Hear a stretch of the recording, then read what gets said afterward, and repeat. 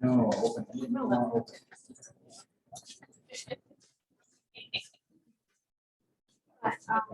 Yeah, what did we do last time? He said, are I you? know, it's very good. It's unfortunate. Yeah. It's not enough. Okay.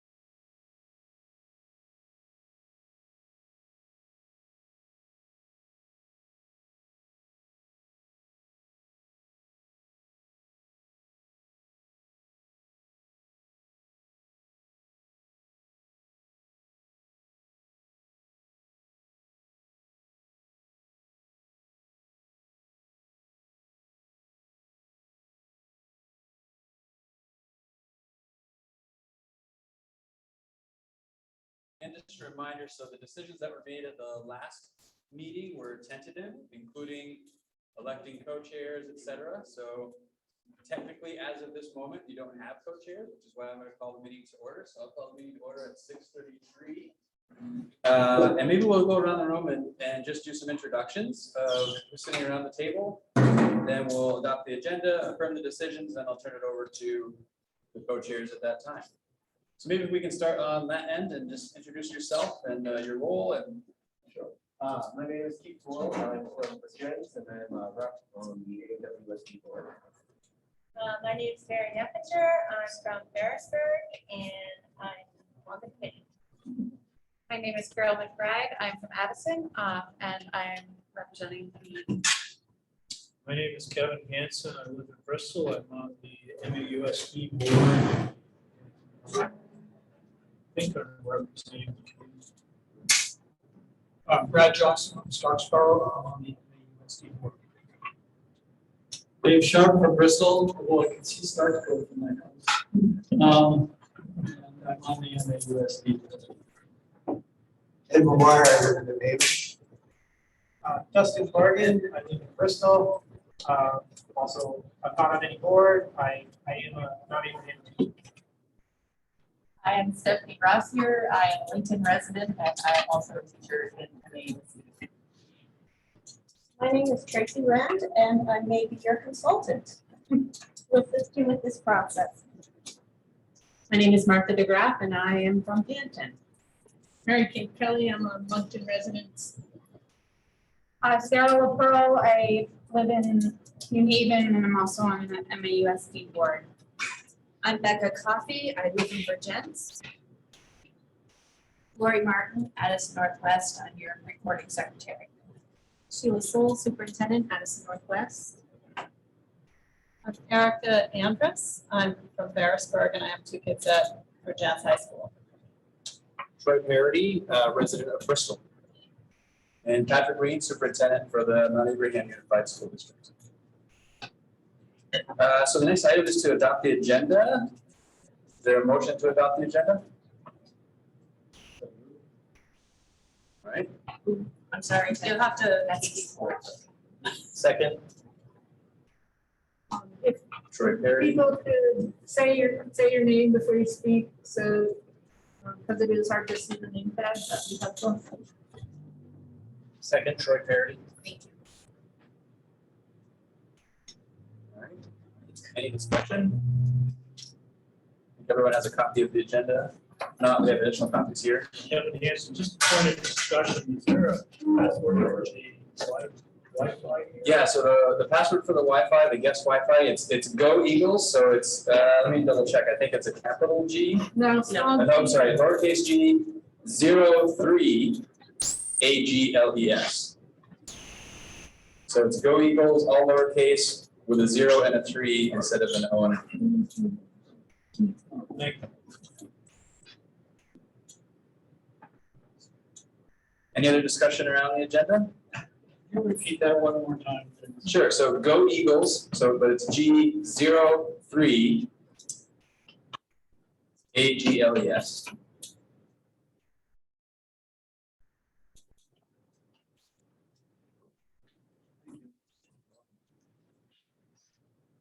Okay.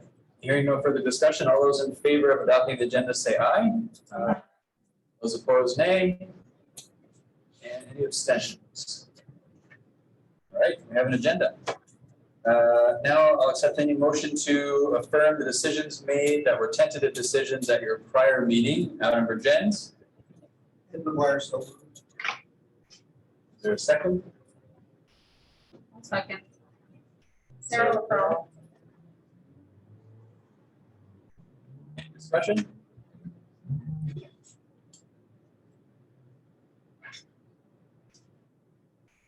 All right, hearing none, those in favor of approving the decisions or affirming the decisions that were made on July 19th, say aye. Aye. Any opposed, say nay. I'm sorry, what was the, what's on the table? Affirming the decisions that were made tentatively at the last meeting. Again, any opposed, say nay. And any abstentions?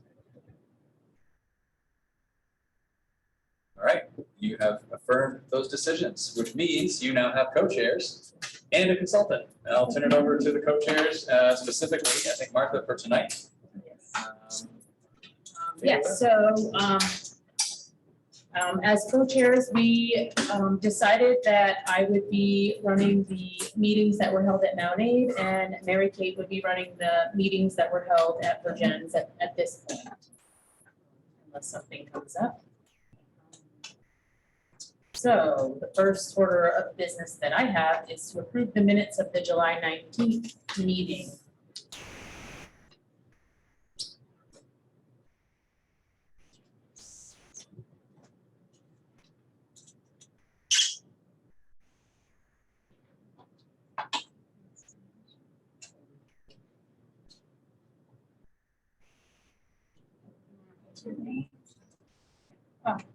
We'll need a motion.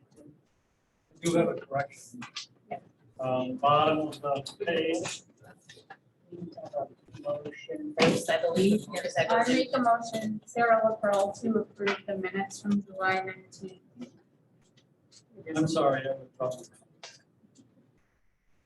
There's a motion on the floor to approve the minutes of July 19th. Is there any discussion? Any second, or second, sorry. Erica Ambersall, second. We have a motion and a second. Is there any discussion? Yeah. Brad Johnson, I have offered a compilation of my notes to add the texture to the discussion from last meeting.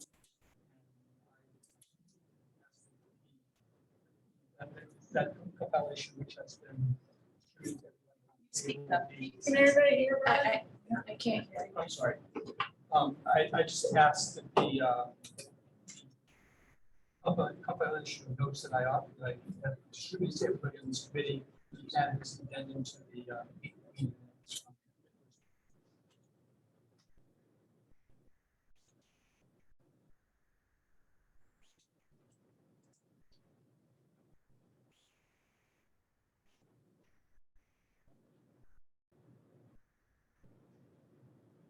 Is there any other discussion? So is the So- question whether or not to just add those to the minutes or to discuss them?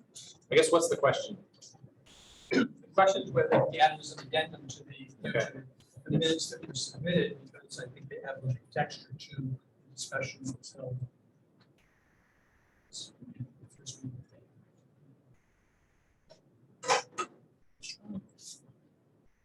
I would suggest for clarity that we actually amend the minutes with pieces, Brad, that you think need to amend. I think there are 10 points in the notes that I gave. I think that each of those points generally would be added to the minutes. So I move to amend the minutes. So- I guess my only thought is I don't understand. I totally understand. I've read your points and they all make complete sense and I didn't have any questions about any of them. I guess just moving forward, we should probably have a plan for how we might, add to minutes, or are we just gonna post, like, then everybody might come with an addendum? Like, I guess I just want to know how we're gonna move forward. Well, I think because it was the first meeting. Yeah. The minutes weren't distributed for comment before they were Okay. sort of put on the table as being the minutes from the meeting. To get some. Which is why I added, my comments to them, because I didn't think that we were fine, but there were a number of issues that were discussed at some length during that meeting, just were not in the meeting minutes. So as part of the discussion, I did have another piece regarding the minutes. My name's spelled incorrectly throughout the minutes, so I'd just like that correction made. Kelly, K-L-E-Y, Mary Kate, small k, M-A-R-I-K.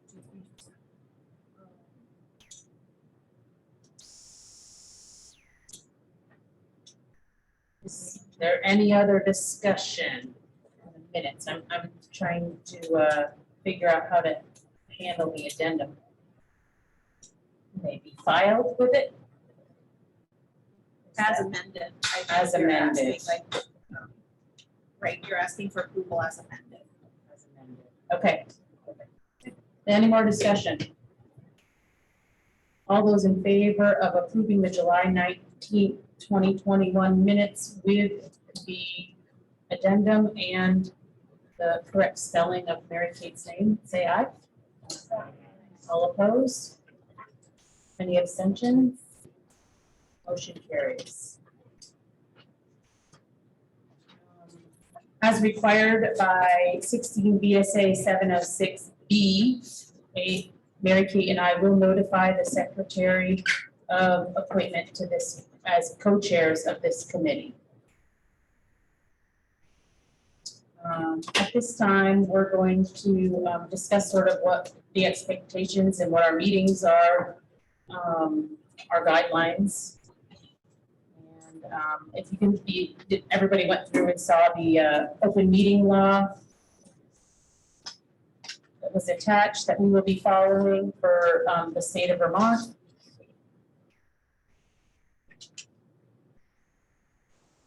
And also, we should be affirming the meeting schedule, which we had discussed to be on the Tuesday,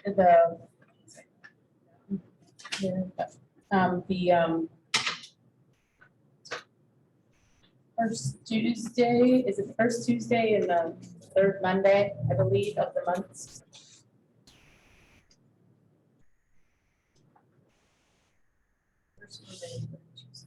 First Monday and third Tuesday. At 6:30 p.m. either at Virgin's or Mount Aid.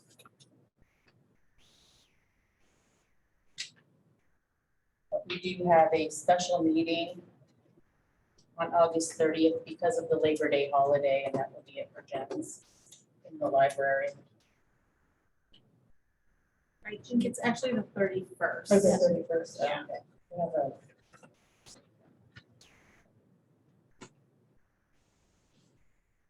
Would you like me to speak a little bit about it? Yep. So at this time, I'm gonna have Tracy discuss a little bit about open meeting law. She's also gonna talk about Robert's rules. Right. And all that. I know that, well, first I should thank you for inviting me to have the opportunity to work with you. I want to commend the boards and each of you for your interest in thinking prospectively about the future of the schools in your communities, the well-being of your communities, and of course, the well-being of your students. From my observation point, a little outside of this region, you are a leader in future thinking about your schools. And I believe it's super important to engage in that work, even though it's really hard. That not only helps you to capitalize on opportunities for improving outcomes for students, as well as enhancing the well-being of your communities, it also provides the groundwork that allows schools, school systems, and communities to pivot quickly and be nimble in times of challenge. And the pandemic has proven the importance of this very difficult work to enable children, families, and communities to thrive when you encounter unanticipated circumstances. So congratulations to you for being bold and brave. And again, thank you for inviting me to support you with that work. As we kick off our conversations, we recognize the co-chairs, the anticipated co-chairs at the time I had a chance to talk with them, recognize that there haven't been a tremendous amount of opportunities for this set of communities to work together. And although many of you have some really strong experience with public meeting operations, this might be totally new to some of you. And different boards have different norms.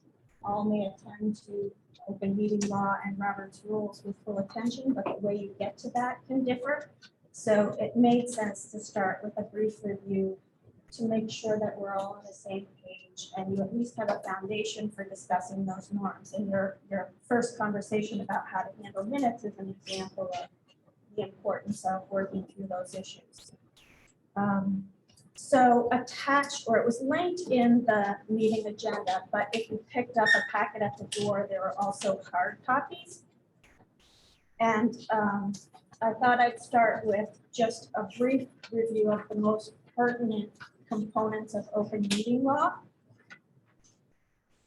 noting that this is drawn entirely from the Vermont Secretary of State's 2017 Transparency Tour. And if you're interested in learning more about that, you can follow the link and dive into that.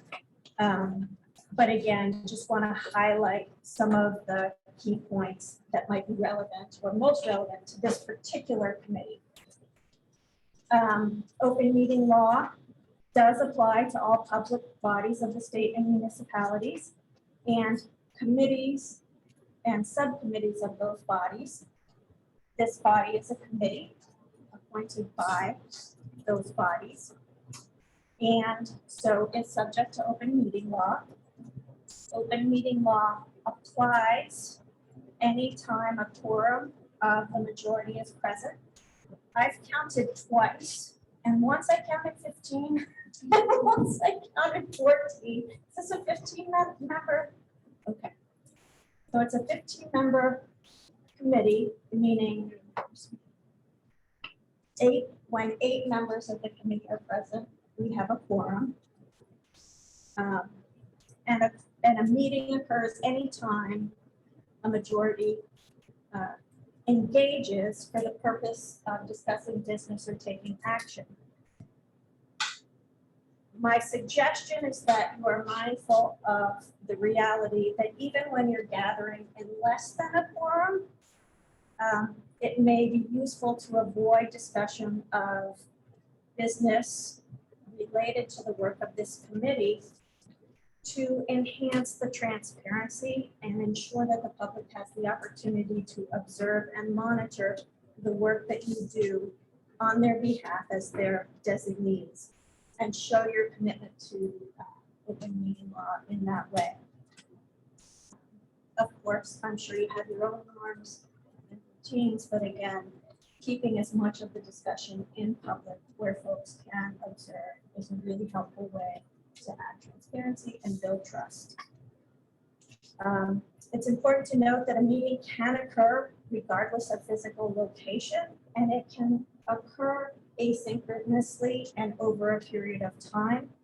That means that emails, social media discussions, serial phone calls could be construed as a meeting, particularly if they're focused on the business of the committee or possible actions that could be taken by the committee. So emails and social media for the purposes of scheduling meetings or sharing information to discuss at a meeting are welcome, encouraged, and incredibly helpful. But emails and other conversations about the context of the business before the committee and or possible decisions is discouraged. For meetings, it's important that that you adopt a resolution setting the regular time and place, and we'll support you in doing that. You've discussed it previously, but I don't think you took action to affirm it. And we'll support you with doing that before we leave this agenda item. We're working to make sure that agendas are posted before each meeting as required. And if there is a need for a special or emergency meeting, which is pretty unlikely, although a special meeting is the next meeting that we'll have to accommodate a holiday, we'll support you in paying close attention to those requirements. As you honored in the first portion of this meeting, agendas are posted at least 48 hours prior to the meeting And any additions or deletions to the agenda should be handled as the first order of business at the meeting. Your chairs and you are free to flesh out the process for engaging in the agenda items throughout the meeting process, but so that the public is aware, and if they choose to tune in at the beginning of the meeting, that's the time that they can check in and make sure that there is no, learn about any changes to the agenda if necessary. In terms of minutes, again, you've already touched on the importance of that. The requirements are that it gives a true indication of the business of the meeting, covering the topics and motions that arise, as well as who's here, who participates actively, the motions, proposals, resolutions, and the dispositions, and if you choose to do things with a roll call vote, the results of the roll call vote. It's important to note that minutes are not intended to be a transcript of the meeting. And so there is this delicate balance that boards and committees have to navigate between minutes that meet the requirements of law and convey the substance of the meeting, but don't necessarily end up being significantly time-consuming discussions of the nuances of the conversations that happen. And so you'll have to work together to figure out your norms for that and make sure that you're all comfortable with what's in the minutes, as well as the other pathways for people to learn more about those nuances and the work that's going on. I did include in this summary a note about executive session.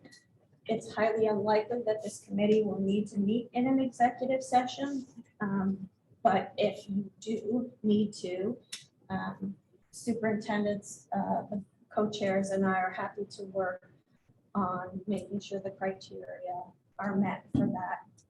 And the only thing I can think of where that would come up is perhaps a discussion of real estate, which is miles and miles away from the concrete possibilities of the work, or if we need to have discussions about the services of the people that you employ or the performance of members of the committee, which might be possible.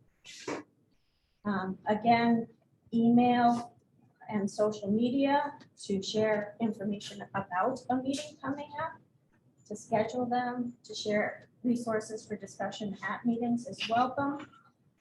But email and social media discussions of the business of the meeting are strongly discouraged. Definitely when you have a quorum, but also when you don't.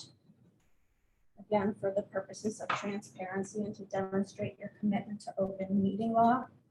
I would add that when it comes to adding agenda items, for example, you might come across a great article in a national magazine that you think is really, or news source that's really relevant and worthy of the committee consideration.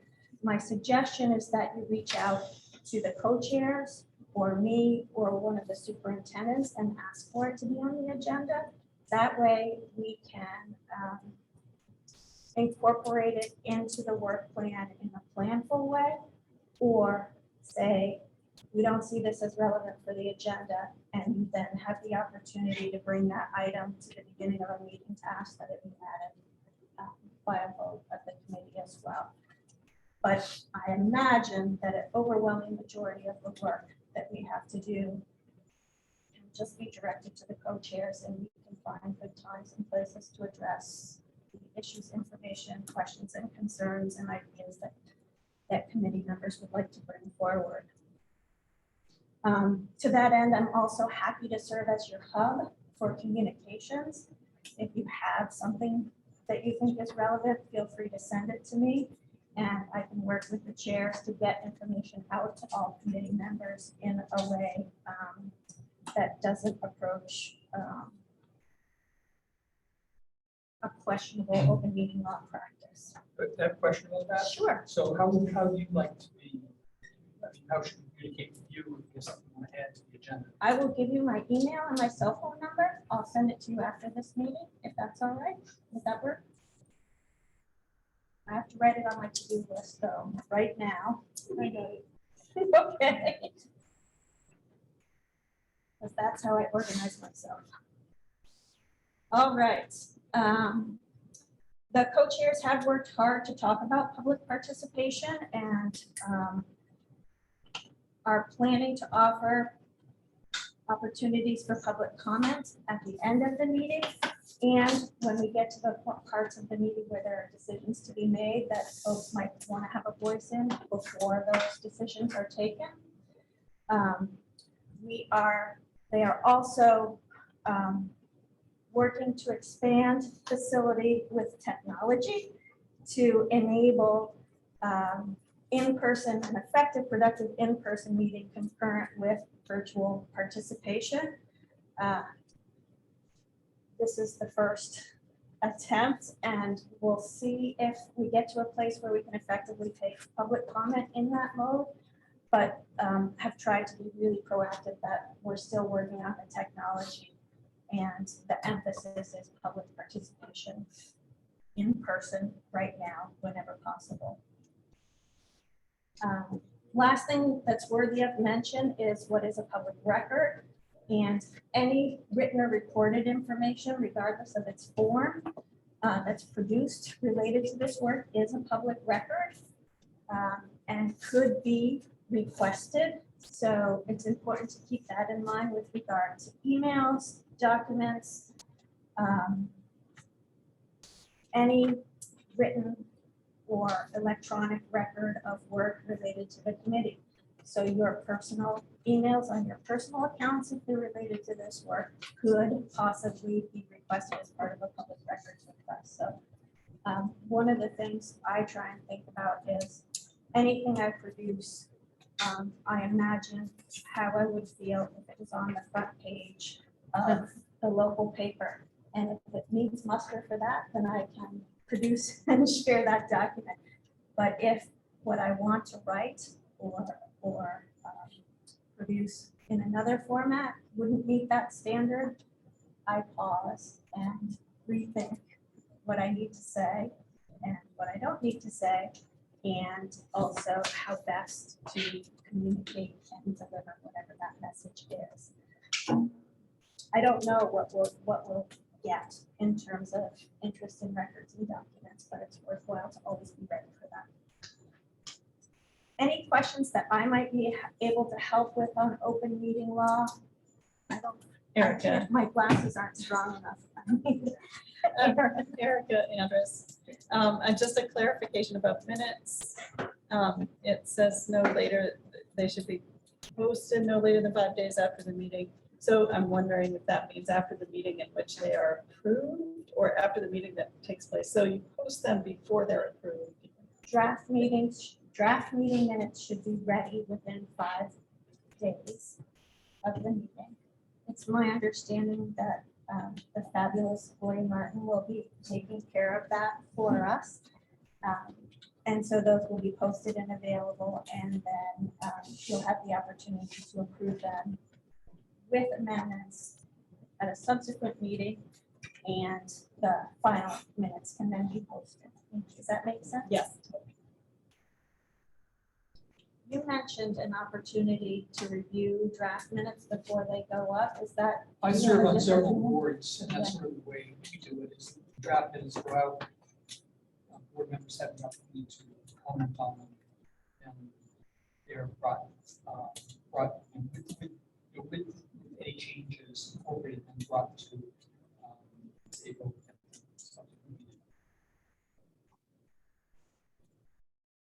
I just, Tracy, curious if we share that with everyone, if that runs afoul of what we need. Well, I'm certainly not a lawyer. I'll clarify that. I'm aware, I don't know. Okay, good. We can put this all together. What I might suggest that could be useful is when the draft minutes are posted, we distribute those. And that way, if individual board members have feedback for Lori, she can send those, you can email Lori individually with those changes. If there's something big, we'll bring the chairs in and we'll make sure there's discussion. But if there's just a couple of quick clarifications, we can come to the meeting with we have a few changes to the draft minutes. Here's what they are. Do you approve them as amended? Would that work? Draft minutes, 5 days with an opportunity to give advance notice of what you might want to have changed. As long as it's not I don't think we can send an email to everybody, so it would have to be Just the Laura. comments to Glory. And certainly things like spelling changes or no brainers. I just have a wondering, so trying to keep Glory out of a position of having to decide if it's a big thing that goes to the chairs or if it's a little thing that gets a correction, may be unfair to her. I'm wondering if everything goes either to the co-chairs or to you. I will fill whatever role you'd like me to fill. I'm happy to support Lauren with that. Just to How's that? keep you out of potential pickle. Thank you. I'm sure, I don't see how it would be a pickle, Patrick, because the role of the person who's taking the minutes is just record what he or she hears. And I don't think there's anything, I can't think any reason why, if there's somebody else in the room, that they heard something that for whatever reason you inaccurately was not recorded, why that can't be contributed to a draft of meeting minutes. I'll work with Lori no matter what. Yeah. I think it's just hard for me to anticipate all the potential things that could come about in terms of someone's response to what the minutes did or didn't say. That's where that was coming from. If there's even a question that something might need to be brought to the co-chair's attention, that means someone's going to have to assess whether or not something has to go to the co-chairs. And if that assessment has to be made, I just think it's unfair to put Lori as the minute taker in that position of making that judgment call. I'm happy to do that just for ease of communication. Because I'm someone that you will communicate with about agenda items and things like that. I'm happy to be the person and then I'll work with Lori. So then you'll just have one person. That's easier for you. Fewer people to remember.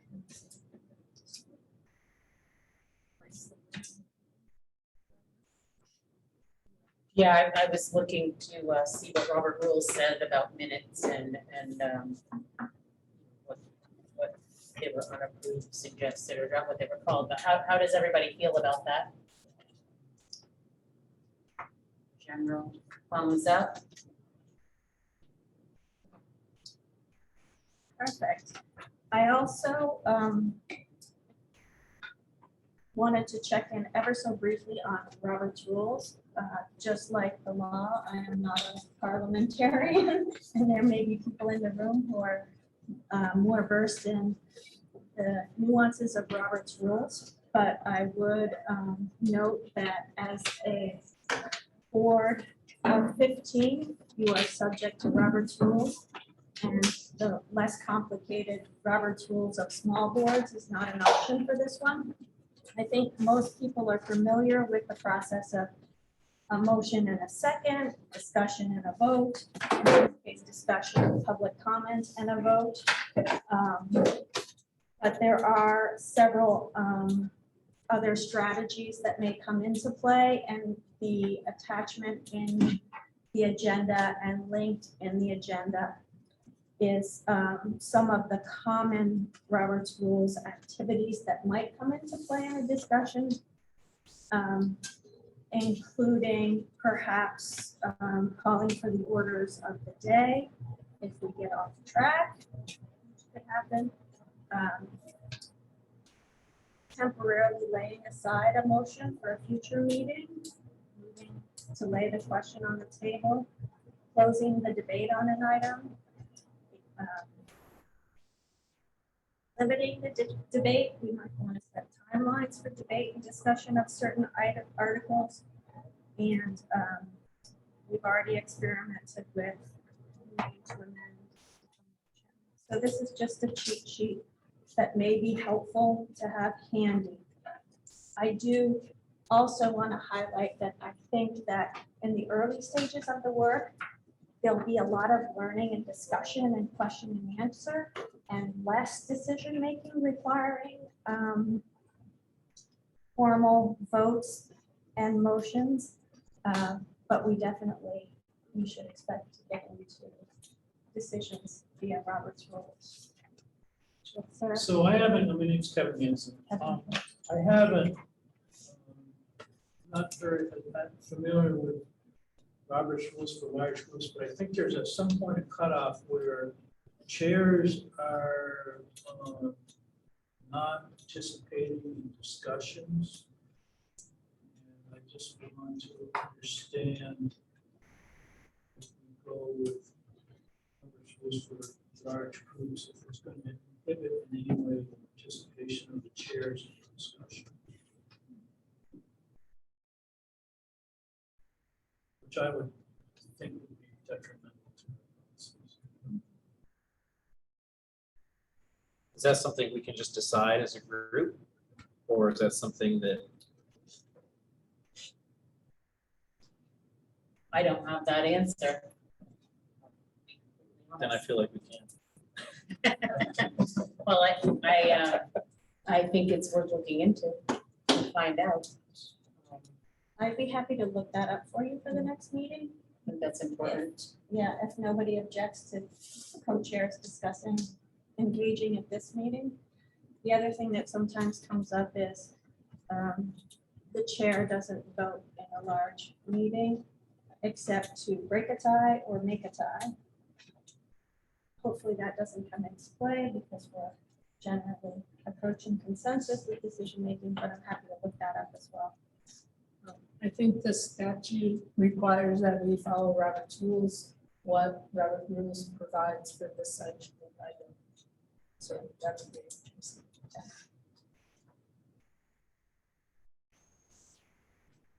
I think one of the reasons that co-chairs is a good idea is so that when they're not actively facilitating the meeting, they actually can listen a little more and engage a little more. This is a large group to facilitate, and the role of chairs is a big one in this context. So they deserve special appreciation and support.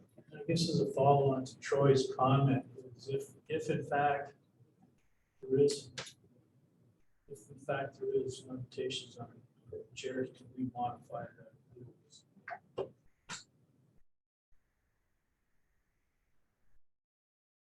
We had a whole bunch of other things, like you got to stand up.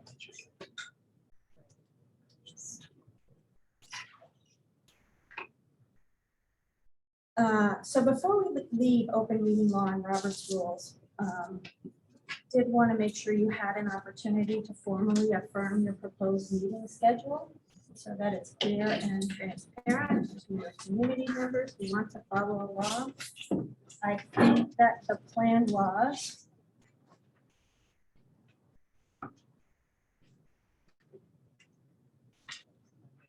first Monday of the month and the third Tuesday of the month at 6:30 p.m.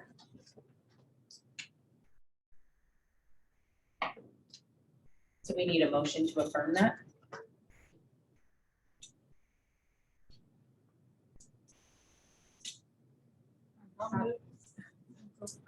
Erica Andrus.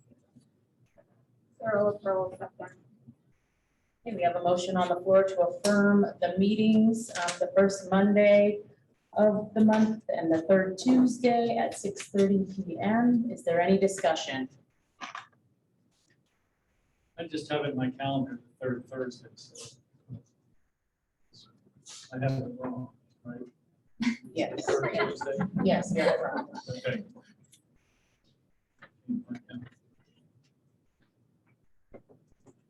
Is there any other discussion? Okay, having no more discussion, all those in favor say aye. Aye. All opposed? Any abstentions? Motion carries. So the last thing to really talk about for board operations is board communications. Do you want to take that one? Sure, a little bit, I guess we can And I'll work together with that, yeah. So inquiries and requests for comment, those often come from the media. And that is something that we as co-chairs are requesting that it be directed to us in all instances if possible. And number 2, updates from districts, and that is from the district board meetings. Is that something that we would like to keep on the agenda for each meeting, or to have on, once a month on the meeting agenda to get an update from the different districts and their meeting regarding our committee? I suggest that the co-chairs be a filter for that.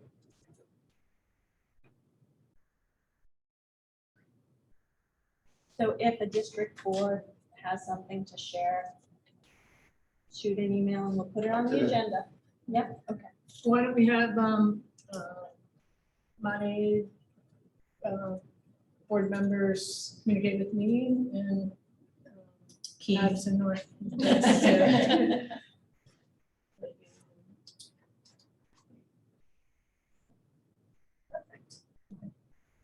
That sounds great. And the key points for communication at the end of the meeting, just a general recap at the end of each meeting of what we sort of discussed. We did agree that whoever was running the meeting, the opposite would kind of give that update at the end of each of the meetings. So that would be something, just to recap, outside of the minutes that you can take to the board. Share with.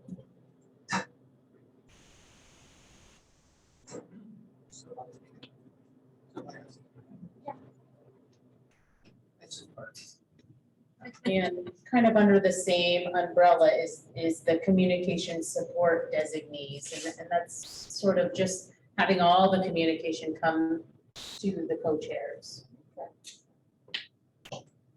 And we are willing to do that. Yes. Yeah, on the first point about communication to this committee, what the attendance and nominating boards do. Who has to take the initiative to do that? Is that going to be co-chairs are going to reach out to various boards, or the boards need to reach out to the co-chairs? It would be great if the board members would reach out to us. I would appreciate that. Well, certainly Like, from, give me a head. as a member of the nominating board, what we're doing twice a month is so directly related to what is happening in this room.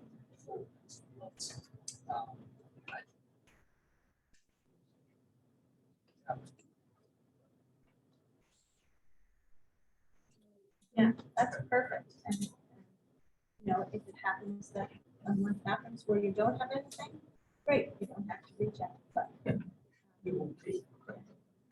Okay. And if you guys want to talk amongst yourselves in terms of, having one of you be that person, however you want to do it is fine with me. You only have one. I know. Yes, and I have confidence that we can communicate and We'll work it out. work it out somehow, right? So the goal is at the end of every meeting, just to have people brainstorm together, what are the key points that we covered tonight? I'm willing to work with the co-chairs to write that up in a brief narrative form so that you can have that to take back to your board. And it's my sense that individual boards have other different communication strategies, front porch forums, things like that might come into play. But that way, we can be giving common messages about the work that we've done at any perspective. And maybe it's helpful for you just to have something that you can. Yes. Can I just clarify that? So like if people ask us what happened at the board meeting, that's something we can use? Okay, because I'm a teacher at Virgins High School. And so I know I'm gonna get peppered with questions about the work that's being done on this committee. And I want to be able to say that I want to know what's okay to say. And that's what I can use. That's part of the purpose of that. You can send that document out. We'll send it to all of you. You can direct them to the other places it's posted in your communities. Again, I don't know your individual school norms, but yeah, that's a tool for you. Okay, thank you. I'm assuming that these recordings will also be available after the meeting for viewing. So, you know, it's not like you're limited to just the talking points from the meeting, right? It's a public meeting, so I would want people, particularly of the same people you're thinking of, right? Like to have a real good sense of of what's happening here. So I err on the side of more communication. Sure, you too.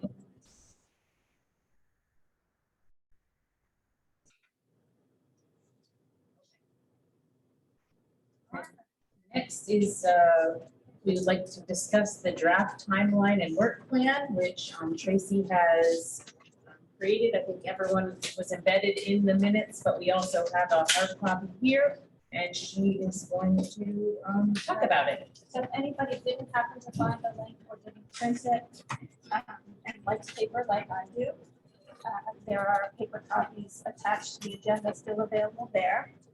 I need to start. I thank Dave for highlighting his misperception of the meeting dates, and I wonder if I contributed to that. I don't believe that this work plan has the locations mapped correctly, which I put in largely for myself, so I didn't land in the wrong place.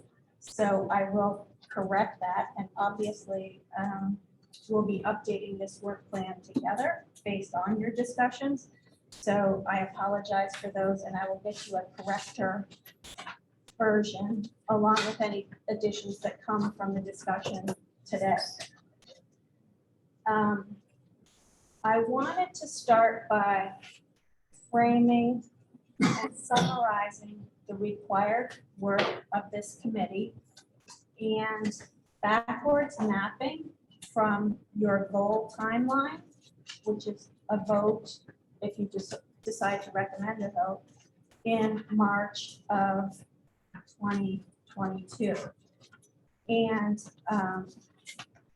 so want to emphasize that this is not necessarily, it's most likely not all of the work that you want to engage in. It reflects just the required work that needs to be completed. And my hope is over this meeting and your next meeting, you'll flesh out more clearly the parts of the work plan that are less framed in statute, which have to do with what your goals are, what your indicators of quality are, what criteria you might use to make your decision as a committee as to whether or not it is advisable that there be a vote to form a unified unit. So your required work as a committee is to draft the articles of agreement as prescribed in statute, and to make that decision is of going forward with a vote to unify, advisable or not. And again, those articles of agreement are really operational and don't dive into goals, whether or not this proposed merger in whatever form it takes as an outcome of your work aligns with your values, the values of the communities, the best interests of students, and so on and so forth. So the work plan, if you're on page 1, summarizes some of the key tasks that we're seeking to accomplish tonight. I'd like to invite you to turn to page 3, if you would, which in the top third, the first dark gray bar is March 1st town meeting day. If it's recommended that a vote is advisable and you're able to hit that date of a vote on town meeting day, the vote needs to be conducted by Australian ballot, same day and during the same hours for all municipalities that are involved in the decision. If we backwards map from that decision point and that anticipated timeline, one of the things that we need to be really mindful of is the dates for the steps that have to take place in order for that to happen. And there, you'll sometimes see in the date column, estimated dates. I would work with the appropriate people to confirm with the clerks their analysis of the dates and the timelines for each step to warn an Australian ballot vote. So they're just estimated here. Yeah, I'm totally confused, frankly. Because the charge of the committee is either to sanction some sort of merger or not. But we are sort of keying the timeline to a merger, which I find confusing, because it seems to me that we make a decision about whether there should be a merger or not be a merger. And however, whatever kind of process is undertaken to get to that point would dictate when we do what we do. Right. So, I mean, I find, this notion that we start with March of 2022 and move backwards to dictate what we're going to do is Yeah. a little bit complex. I'm Yeah. confused by that. I And the just- second, yeah. and the second point I'd like to make is in your previous comments, you talked about a proposed merger. As far as I know, there's no proposed merger. There is the decision undertaken by the Virgin's board and the MAUSD board to convene a study committee to determine whether there should be further collaboration or merger or whatever or not between the two districts.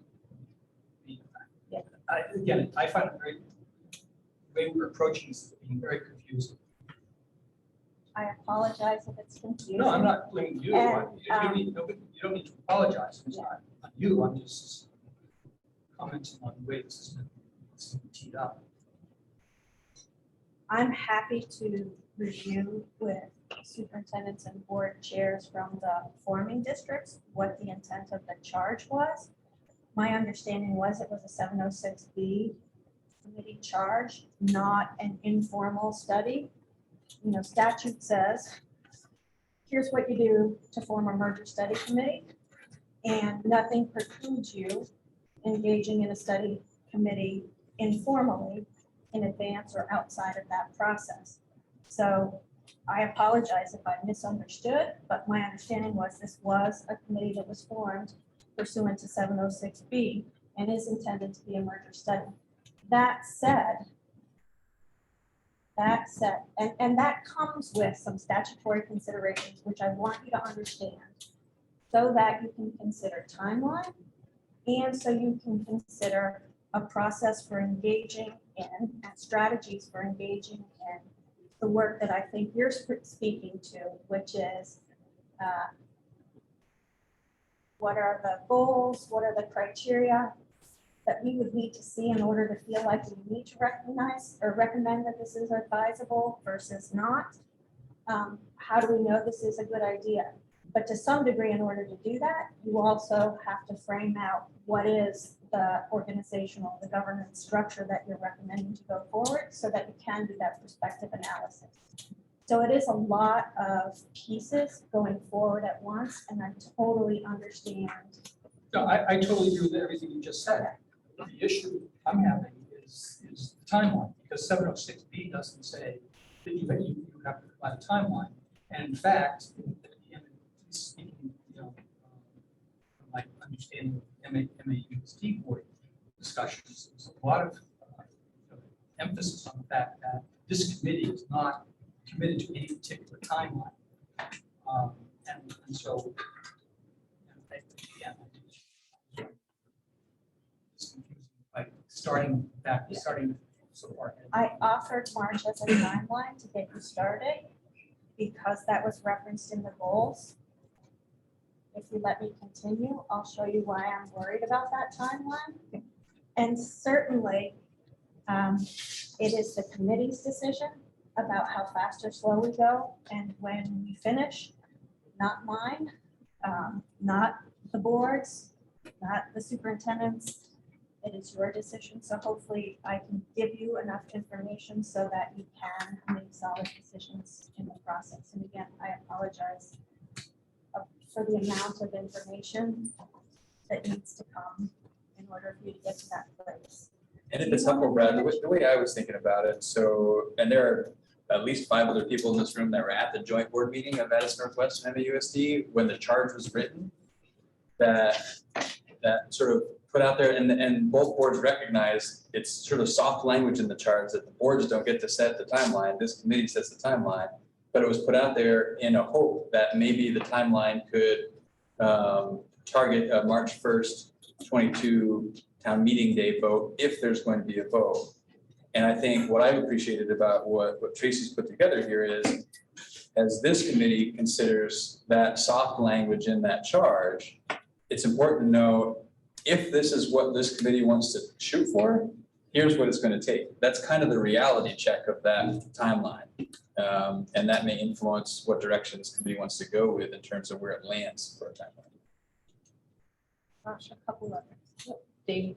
Thank you, Dave Sharp. So I think Brad may be referring to a discussion we had on the MAUSD board in deciding whether to engage in this committee. And minutes should reflect, because I believe the way the decision was made in the board was to seek a union with the Gens district, not necessarily a unified district. So I think that there is some confusion, and I don't understand the law clearly enough to know the difference between a 706 committee and some other kind of merger study committee. But I think the concern or thought on many members of the MAUSD board was that the nature of this merger may not be a unified board with one board over how many towns and schools are involved, but rather some other form of collaboration between the two districts. And could be a supervisory union, for example, where the two districts are members of the supervisory union. So I'm not sure how that fits with the language of the 706 committee, but I think that that does reflect the concern that a number of members of the MAUSD board had when we agreed to join this committee. Could I possibly read the charge before we take your, that I have? The school boards of Addison Northwest Supervisory District and Mount Union High School Union School District agreed to form a study committee per 16 VSA 706 to analyze the advisability of forming a union school district. The committee's work ideally will be completed within a time frame that will allow a vote on a proposed plan by town meeting day 2022. So I was couldn't it go through? Okay, yeah. So I'm a lot less familiar with school boards than many of you. And I'm also getting a clearer picture of what our job is. So I just want to try to state it in my own words and see if I'm correct in thinking that our task as a committee is to come up with a proposal, the best proposal we could possibly have for a merger, and then decide as a committee, do we want to recommend to the school boards that they take up this proposal and put it to a vote of all the people involved? Is that? One amendment to that, and that is you share the information with the school board and the school boards and get their comments. But if you recommend this, it actually goes to the State Board of Education and will go to the electorate. So there isn't, the State Board of Ed is next filter. So our job, first of all, is to figure out the best possible proposal for a merger. Or if we want one. And then to decide if we want Correct. that. So the heavy lift is to decide. I think what What I'm to hearing do. is the opposite, is that we need to make all of these things that are on our list, that are, we're being charged by the law to come up with these proposals. What are the articles of agreement? What happens to the property? How do we deal with contracts? All of that stuff. We have to do that first and then decide if we want to recommend it. Or am I backwards?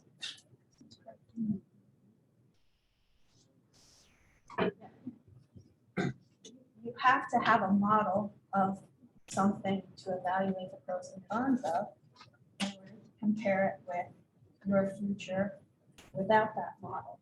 So there is a delicate balance between creating something that you may or may not believe right now is a good idea. It's almost the need to suspend disbelief for a little bit. Create the best thing you can. At the same time, we're evaluating pros and cons in relation to the values, the criteria, the goals that we think are important for making our decision. And I can certainly help at the next meeting and walk you through the structures that are a possibility under the umbrella of a union in the construct you're looking at. So there are other, a union high school between the two districts is a possibility. Or a pre-K-12 operating union is a possibility. You can go through the process and decide that those aren't recommended, but that you did want a single supervisory union. That's not a charge of this district. And I think I'd have to look up the specific process for that, and off the top of my head, draft, not final. I think that would be something that you'd send back to the district boards, and then they would make the request of the State Board of Ed. The State Board of Education is the body that makes decisions about supervisory. And We I can leave think, that in. yeah, I mean, it's all right. I mean, it seems to me though, there's a big elephant in the room though. And that is that there, on the Mount Abe side, there is a parallel process being undertaken, which is, to put it mildly, somewhat contentious stage. And the issue for two of the towns, at least in 5 towns on the Mount Abe side, is that a decision taken by this committee merger, which would then perhaps be, as I understand it, approved by the state, would then go to a vote among everybody, as opposed to town by town. And this sort of anomaly has prompted one of the towns so far to have a vote on whether or not to withdraw from district. So considerations of that, I mean, because the 706 process does not allow for individual towns, I understand, to vote on whether to say close Mount Abe or close Virginia. Well, that is a brilliant question. And I say it's brilliant because I already thought of it myself and have reached out to the Agency of Education for their opinion on that. And they weren't able to have an answer to that particular question about how the voting process for this particular context might play out. But it's an answer that we will get for you. And That'd be terrific. yeah, we'll get that for you. It's something that I may reach out to the superintendents to get district board, legal counsel input on too, as well. As some of the waters that we are going to be traversing have not been traversed before. So we'll want to get solid legal advice from multiple sources and make sure we feel really good about the information that you have so you can make good decisions. So can I ask a process question? So looking at this, it says September 7th, articles of agreement. And on August 31st, articles of agreement are being put forth. So Tracy, I'm sorry, Ms. Grant, how do you Tracy's like to be fine. referred to? Tracy is fine. Who's going to draft these initial articles of agreement? And then the process, I presume, is that then this board digs in on the meat of those articles and decides whether they're gonna do it this way or that way or a different way, and amend or change these articles of agreement to the point where hopefully we get consensus among the people in this room. Is that, am I understanding the process correctly? Yes. And the articles of agreement are not necessarily the hard work of the committee. In some cases, they're the culmination of the hard work of the committee. And, but the long and short of it is, my goal would be to draft those for you, invite discussion at a meeting, see if you come to consensus, polish based on your consensus, and bring them back to you at a subsequent meeting to approve, so that you can take chunks of them a little bit at a time. And the order of the articles in the work plan is intentional to make sure the work flows, and actually to start with some of the more easy stuff so that we can make some progress and have some success and practice working together as a committee before diving into some of the harder pieces. The hardest work is not the work of the articles. The hardest work is the analysis of the pros and cons and the recommendation as to whether it's advisable or not. That is not even planned in here yet, because discussion needed to happen with you this evening to start to get that shape. Who's going to draft the initial version of what these are? I'm happy to prepare drafts to get you started and turn them over to you for polish and fine tune. Before we leave tonight, I have copies of the merger studies from each district's prior study that I wanted to send you away with for reflection, if it's helpful to you regarding some things that might be a part of your goals, criteria, values, the filters that you might use for decision making. But also, given this discussion, it would be useful for folks to look at the articles themselves. They're pretty simple and straightforward, and they're just a few pages of the report. And then the bulk of the report is analysis of the pros and cons and the rationale behind the decisions and considerations. But you'll see that the articles themselves are pretty boilerplate. Presuming a unified district. In these, it was a unified district. In the scope of your work, some other sort of union could be on the table, like a union high school or a union elementary school or a union middle high. And you want to consider carefully the pros and cons of those structures. When do we have that discussion? We plan a time for that together.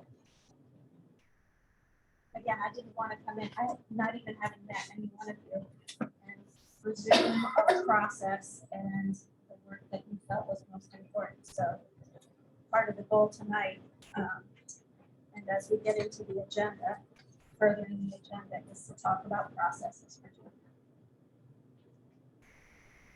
that. So back to the original question about assuming a March vote, just want to point out that the timeline goes through November of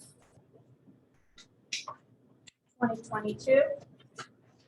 It's mostly blank, but in case we find that you need to move more slowly,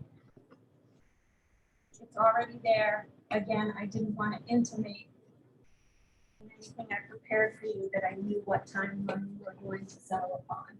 So I apologize that my initial comments made it seem like that was the definite endpoint, because it's not, and it will be up to you to decide. And again, just want to walk you through a March timeline so you can see what it takes to hit it and factor that into your plan. Right, yeah, I'm sorry to talk so much. But one of the things that was raised, not by me, in July 19th meeting, was that there are a number of us around the table who have decisions pretty closely. And so I think that we need to build something. I'm not sure, I don't have a specific suggestion, but I think something has to be built starting from the same knowledge base. Because I know it's probably just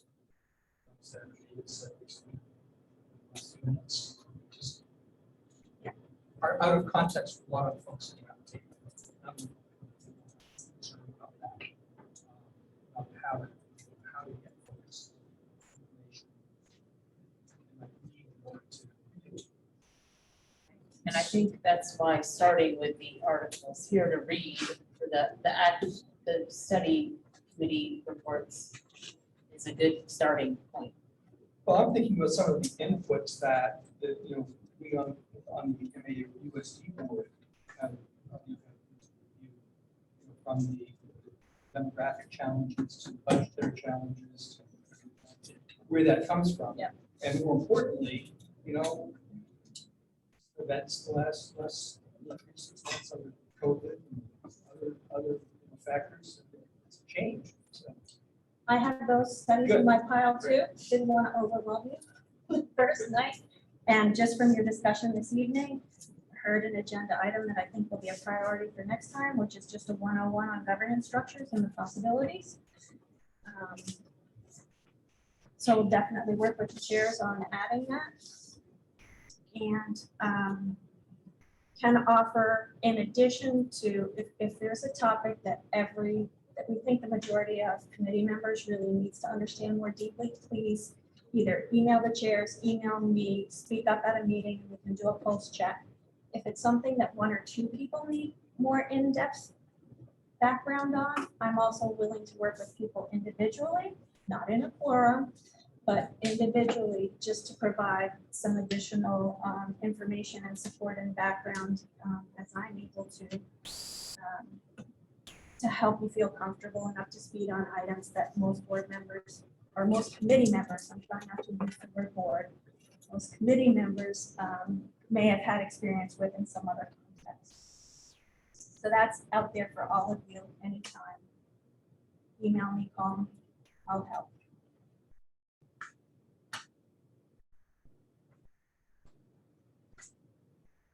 So with all of that, I was speaking about backwards mapping from town meeting day, not as a commitment, but just to frame what the process is so that you have an idea of the steps and we can think about how we insert the other parts of the discussion that are really important, like community engagement, like pros and cons and a cost benefit analysis, and also think about all of those pieces in light of the reality of the timelines of the legal process for a vote if this culminates in a recommendation for a vote. So whether it's town meeting day in March or a special vote or a vote in November of next year, The vote has to be by Australian ballot on the same day, during the same hours, in all of the voting locations. That takes a lot of coordination with all of these town clerks. So if we did it on town meeting, generally there's towns that have different poll hours. So would they all have to like, so make them the small steps, they're all the same time? Someone or someones would need to work with the town clerks and reach an agreement on that. And that's a lot of town clerks to work with. Is in the city charter, their polling hours. Yes. Also, the Australian ballot is on the same day as opposed to the actual town meeting. Yeah, so even think, legal advice might need to be sought to work out the details of that. That in and of itself could be a very large project. Assuming that's resolved, there needs to be a public information meeting within the 10 days prior, which theoretically could be during your winter break at your regularly scheduled meeting, which I think is not at Virgin's. I think it's here. I'll fix that later. Just cross out that whole location column.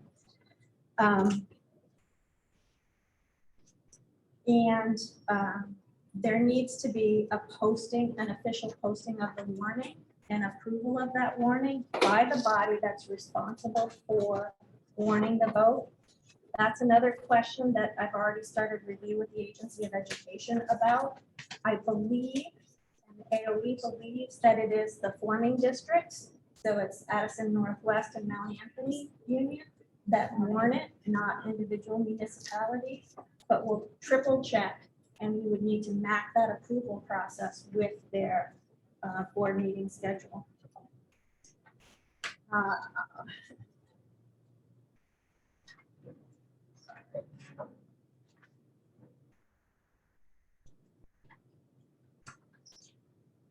Prior to those individual district board meetings, we would need to be clear with our clerks about the date that board petitions would be due. At the same time, you vote to form a new union structure, whatever it is. You also elect board members for that new union in the event the union is approved. So board petition deadlines consistent with whatever your board structure and board election process need to be set and communicated well in advance so people can run for the board. Around that time, the last possible date for state board meeting review is likely January 19th. If that March date remains a deadline. It's important to note that the State Board of Ed needs to provide an opportunity to be heard. They don't have to make a decision at that point. They could request further investigation. They could consider other information, quite possibly input from the boards that represent the district, the forming districts may be a source of information. And so they could deem other meetings necessary. They can approve the report as is, or they can approve it with amendments, and they file their approval with the clerk of the member districts, which is what triggers then the voting process. So obviously, before June 19th, in the month of January, it's important to finalize the report and your recommendation and send that both to the Agency of Education and local boards. Local boards, it's required that we give them the report and of course an opportunity for review, discussion, and input. They don't necessarily have you don't have an obligation to receive their input, but my guess is you might want to and consider their feedback if applicable and finalize it with their feedback considered before you send it to the state board.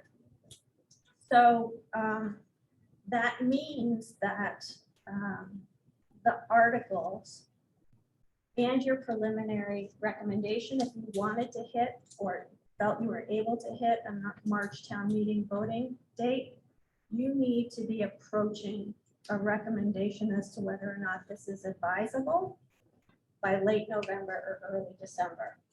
That's super ambitious. Not out of the question, but super ambitious.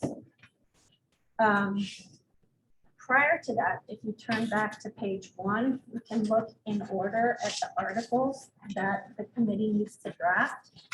And again, my proposal is that there's draft articles for discussion, there's work, but then the revised final comes back at a later meeting for approval. So there's time for polish between meetings.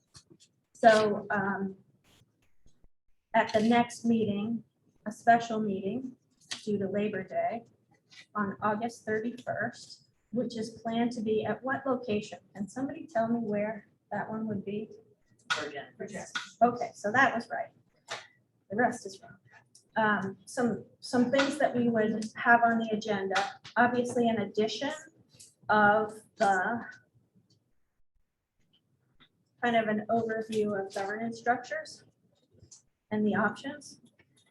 And a simple first set of articles to draft, which is the names of the school districts that are necessary and the names of any that are advisable. I'm pretty sure you can come to an agreement on that one at the first meeting.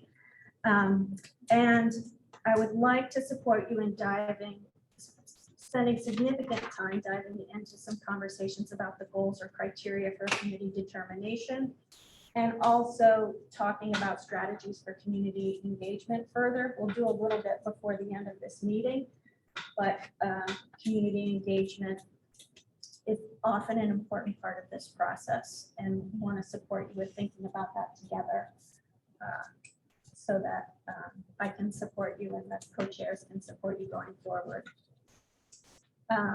The other articles of agreement speak to the grades to be operated, the cost and locations of new schools, if they're proposed, debt, property valuation and payment, allocation of capital and operating expenses, which is not applicable if it's a unified union being formed, but if it was a union high school or union middle high or union elementary or any combination thereof, that would be work that needs to be done.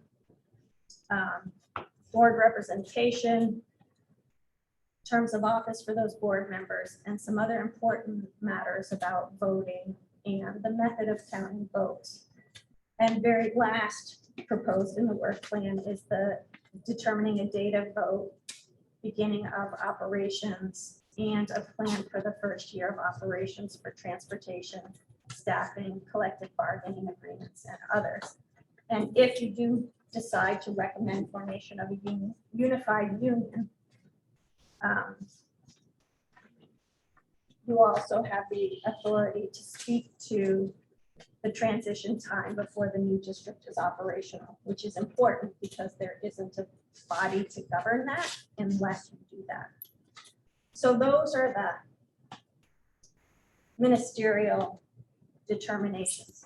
I would highlight that the conversation about grades to be operated is directly linked to the structures, the union structure you elect to recommend ultimately. So we might need to, depending on how your discussion goes, hold a couple possibilities in the air until you can evaluate them thoroughly in terms of union structure.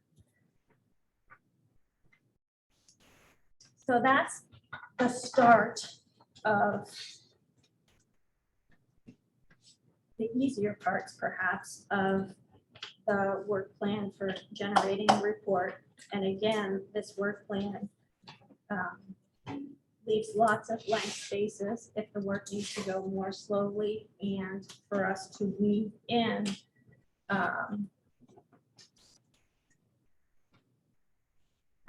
conversations about the cost benefit of structures or possible proposals, and community engagement and community feedback around your work and the proposals that you are considering.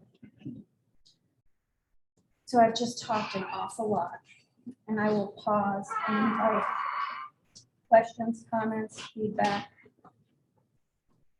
thoughts, anything that would be helpful.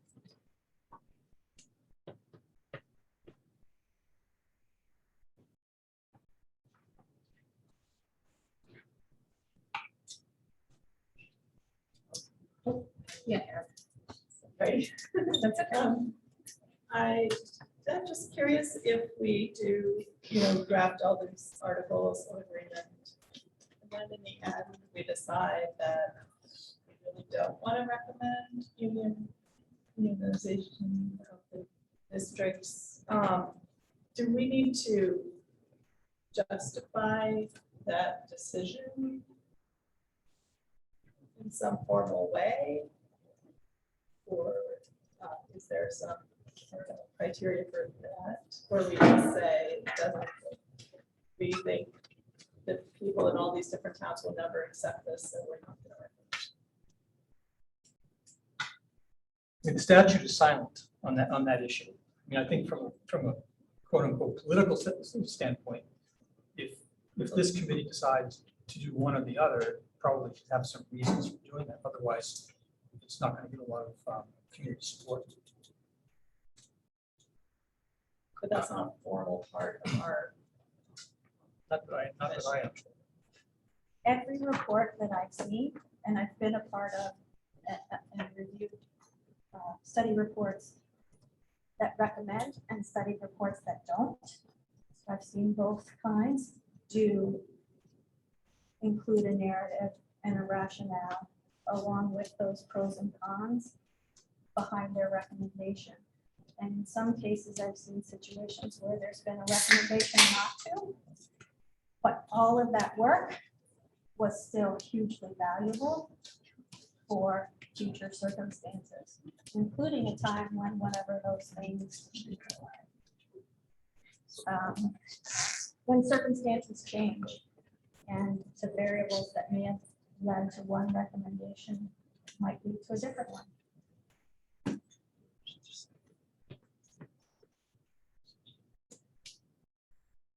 Other feedback?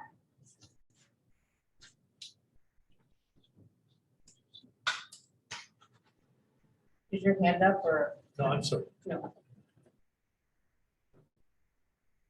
No other feedback or questions for Tracy? Are we talking about community engagement in this right now or no? We're about to. Okay. Yep. That's what we're moving right into.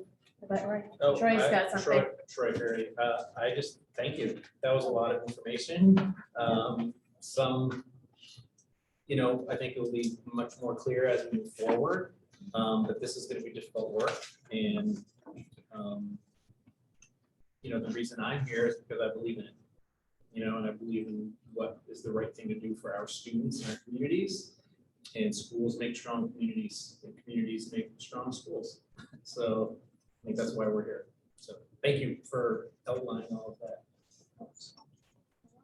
I'm hearing that or someone commented that it's very hard to hear for those that are participating via Zoom. So it'd be great if everyone could try to speak up a little bit. Those mics are meant to pick up the audio, but I'm not sure that we're speaking very loud. So just keep that in mind. So I'm famous for, even when I project well, not being curable. So in the future, if we need to move a mic closer, I'll accept that. I'll tolerate mic proximity if that's at all helpful. So I apologize if that's me. So that's coming for Zoom through these mics as well? Okay. You can mic me directly if you need to. Well, there's popcorn going on throughout the room, so I'll have to just do my best with covering. I'll do my best too. I'm sorry. Is the audio right now just coming through my, like for Zoom? Are they only hearing it through my computer? Is that No, what- through those two Okay. microphones. Okay. If your mic's on, though, that might actually confuse things. It's not. It's not.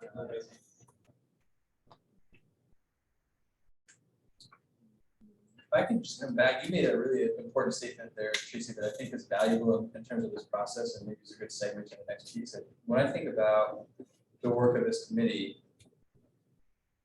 regardless of if merger is recommended or not, there's going to be a lot of learning that happens over the course of the next several months here about what could be and what might make sense. And there's no way that all of that work and all of that learning doesn't do something helpful. Exactly what, who knows? That's part of the excitement. But we're not going to be able to unlearn what we've learned through this process that's going to be super helpful in ways we can't imagine yet. So trust the process, and the right thing will happen at the end, whatever that might be. In my years as superintendent, there were a number of things that emerged that I did not anticipate, and I don't think anybody did. The recession of 2008, I bet you remember the implications of that, Dave, from a legislative perspective. Obviously the pandemic, but then there are also local emergencies and unanticipated things that come out. And your deep study will help you be ready, no matter what your recommendation is, to be nimble and responsive when the unexpected occurs. In addition, it allows you the opportunity to planfully move forward in the future, whatever you decide is the best pathway.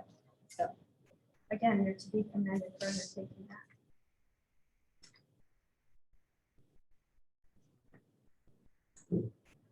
Any other comments?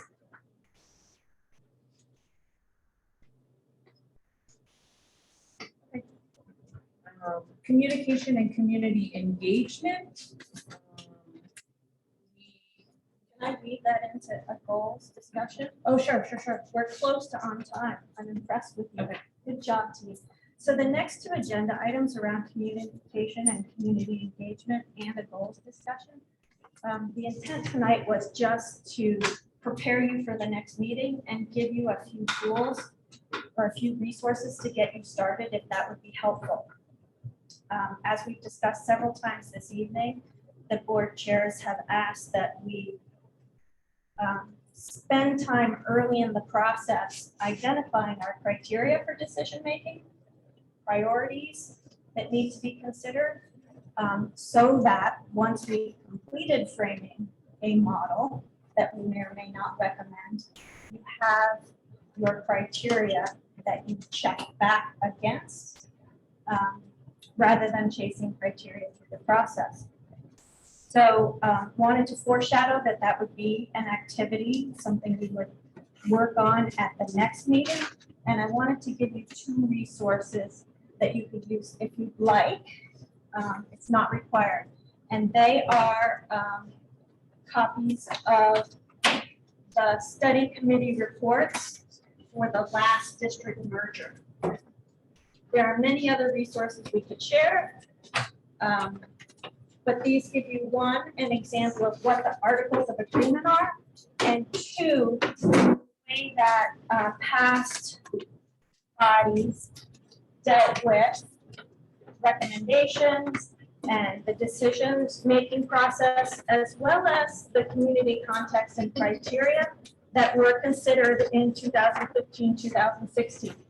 So if you need some fuel to spark your thinking around what goals and criteria and the decision-making benchmarks might be, we are here for you as a reference. I believe the first couple of pages really speak to things like equity and quality and transparency and the benchmarks that were used previously as frames for decision-making. So those are to get you started, and we will spend some significant time talking about what this committee's criteria might be at a future meeting. Okay. And then the second piece is around communication and community engagement. And the agenda item was intended to just include a list of some possibilities to get you thinking And again, it's something that with some thinking between meetings, the committee can have a deeper discussion at a future meeting, and we can talk more about how to weave it into the work plan.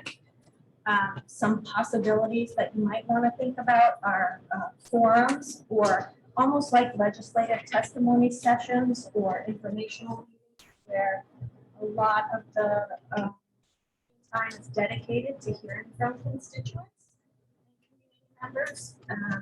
Surveys are easier to do than ever, so that's a good way to get input from people. And I know that there is an interest in engaging student voice. I think Mary Kate has a welcome or an acknowledgement to share. If I can just speak briefly, Liz Sayer, who's with us on Zoom, is a liaison for Bella Courier, who will be the student rep from the Mount Aid district. She's a Mount Aid student, and the Addison Northwest district will discuss that at their next board meeting on the 23rd. The hope would be that we've got some student voice from both districts. Liz gave us a thumbs up. Do we have a student from the Addison Northwest who's been identified to fill some more? No, I was just saying, at the Addison Northwest meeting on the 23rd, the board will take that up as an agenda item. And the hope is that we will have one from both of the districts. My understanding is they're willing to be worker bees and gather input from their peers and perhaps assist the board or the committee when you ask for their help. And certainly they could chime in as any other member of the public. I also wanted to offer, it's just a little bit to augment survey as an option. We also have thought exchange in our district. If you're unfamiliar with that, it's a tool to facilitate dialogue, but sort of like it's sent out like a survey, but rather than there being a set criteria of answers, people can offer open-ended, response to whatever prompt you've sent, and then rate other people's comments. So you get a real sense of priority through that rating process. So it's a nice way to quickly, get a little, whereas at a forum, we may not get as many people to come out. You can kind of maybe augment an experience like a forum with running a thought exchange to get even more input from the community. So I'll offer that up as an extra tool that we can use. I actually created a one-pager with links to resources on each district website. I wasn't sure whether I would share it with you. I'll send it to you after the meeting. It's including things like your facility studies, the thought exchange page, information about each district's values and vision. There's a strategic plan from Mount Aid. I didn't want to overwhelm you with information, but I'll send those links, and if you're interested in checking some of those sources out, it's there to learn about the context and maybe to trigger some of the important considerations going forward as well. So Yep. there's hands everywhere. And I don't know names, so UCLA. Kevin Hansen. Kevin. So, and I recognize it's a tough, if not impossible, nut to crack. But every time we talk about community engagement, we hear loud and clear the opinions of those who want to know. And sometimes it seems disproportionate. I think from what I say at different meetings, probably to be old school, but I think we really need to figure out how we can be as broad as possible.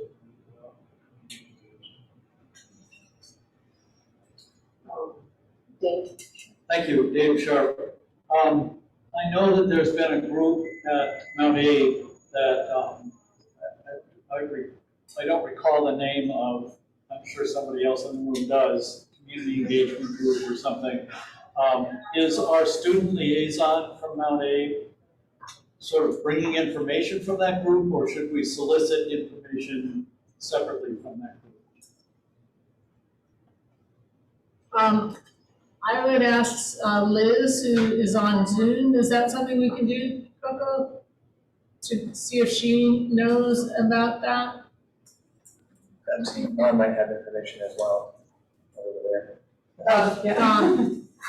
Yeah, we designate Ella and Liz to be a bridge both ways, to take information and to bring information or needs for you have back to the student body. When I recommended that to the group, I really expressed that it will work both ways. If you need something from her, if she needs something from you, she might say, you know, come that way. So, and Liz is there to help her. And I also encouraged her to reach out to some of the other people who applied to be on the committee that didn't get on the committee to see if they can help her in the building. Because if the ask is big enough, she can use the support. Isn't she also part of the community council or whatever that? I'm not sure if she's on the community council, but she is the rep, the student rep to the MAUSD board, so. Just to follow up on what Don was saying, the Mount A board, we have a community engagement committee.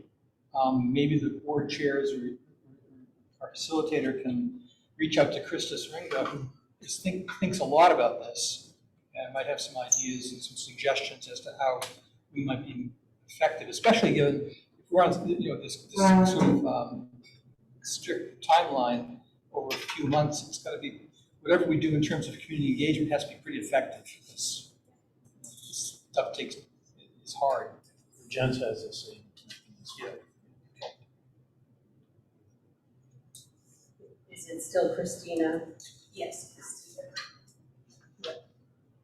I just had a question. I don't know about the thought exchange. Yeah. Is that monitored by someone?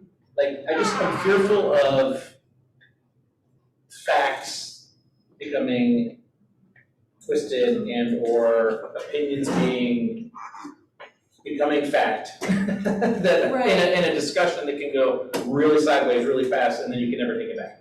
So I would just want to make sure that somebody's monitoring and checking and making sure that, okay, hold on, here's the fact. Well, I think it could inform your engagement through an FAQ or a forum or something like that.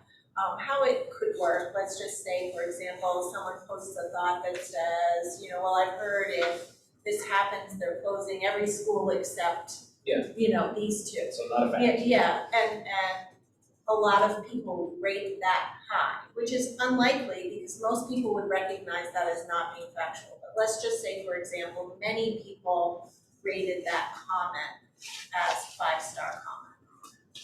That would tell this group that that's a misunderstanding that could be directed through.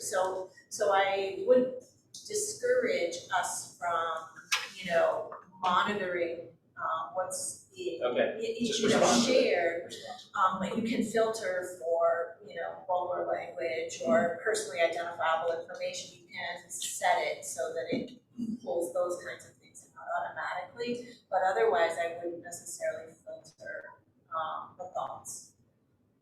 So just like if you're at a public meeting and someone, you know, raises their hand to speak and says something, you know, it's a good test of what is circulating out there.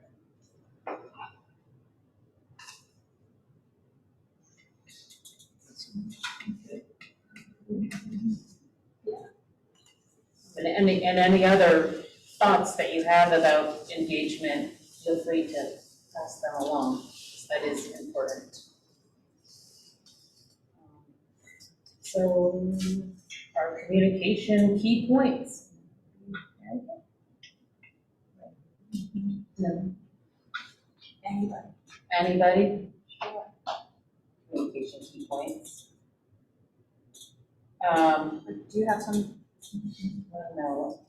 So looking to all of you, what are the key points from this evening's meeting that would be useful to have summarized very succinctly in a resource that you can use and others can use to communicate the work done this evening.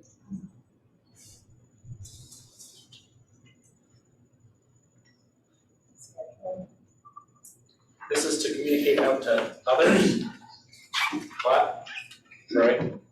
I feel like the discussion about the charge, what is our actual charge? And it still seems to be a little bit of maybe confusion about what our actual end of this should or has to look like. So I think it's probably really important to communicate what this group's charge is, why we're here, what we are doing and what we are not doing in concert with existing boards and state policies and world events. Easy. Yes. I would say, for me anyway, getting my arms around, how many communities are we talking about? 10, 15? I don't even know how many 10 communities are towns. impacted. 10 towns.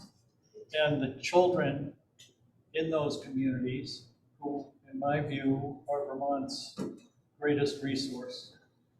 And here we are, responsible for forming something, thinking about dealing with the education of these children for perhaps the next 20, 30, 40 years. I mean, how long has it been since Mount Abe and Virgin's High School were built, for example? And, you know, just getting my arms around that responsibility and how to deal with it, how we come to consensus about that, it just seems enormous to me. Yes. I think I heard that we haven't adopted either town meeting day or the following general election as our goal for finishing our work, which I'm glad to hear at this point. Having been through the Act 46 process, we got a lot of work ahead of us. Get it done by, what I hear, November, the end of November, 2 months, 3 months. And yet, we also heard that the charge that invites us to finish by town meeting day. That was November 2022. The preferred timeline or the invited timeline was March. Yeah. And the committee discussion, my understanding was, it's an invitation, not a requirement, and there is a recognition that a slower timeline or a longer timeline might be appropriate. And maybe some context around that is helpful. The discussion that ensued around the March timeline was in recognition of the sense of urgency that people are feeling given the challenges that are forecasted. So whether it's March or some later date, I think keeping in mind that there is this sense of urgency and there's this concern that has prompted this conversation probably is the important piece to keep in mind, more so than a date. But I think that's an important point to clarify, if people in the community have the expectation that a deadline has been set. If it's not been set yet, we will set it. It doesn't matter. Eric. Thank you. I'm just gonna add that I think for me, in terms of communicating, like, what have we done, where are we now? That basically we have started to get to know each other and start on our work and get a sense of the timeline. And we have made a commitment to educate ourselves on the different models that we're going to be taking into consideration in the upcoming meeting. Becca? Yeah, Becca Coffey. I also think that we've also identified that it's really important that we educate the community on what we're doing and also the students and keeping all of them informed on our actions.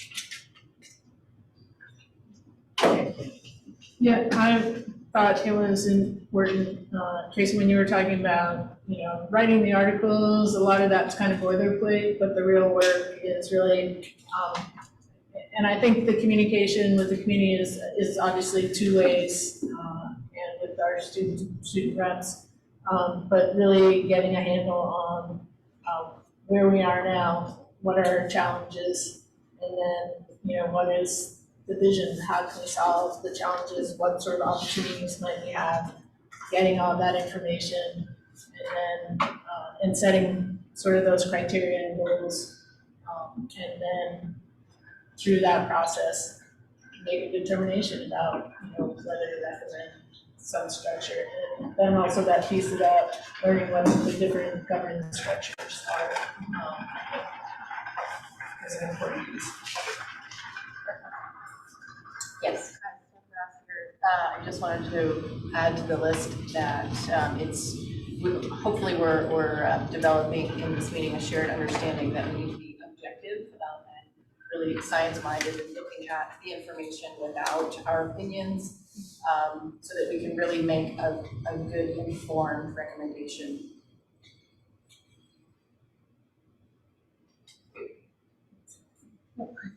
We also got to know our facilitator and all of her wealth of knowledge. Very important.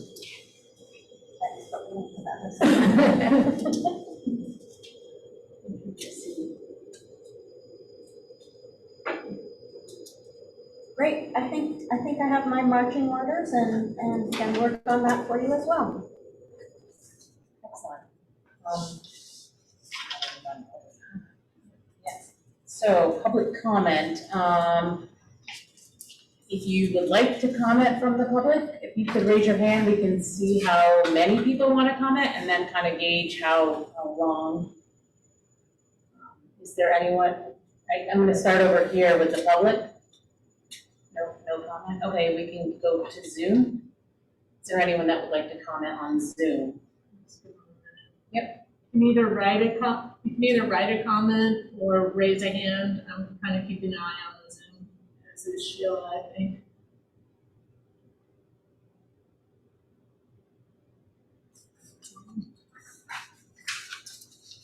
Okay. It appears there is no public comment. I move to adjourn. I'll second Kevin Hansen. We have a motion to adjourn. Have we got a second? Kevin Hansen. All in favor? Aye. Aye. All opposed?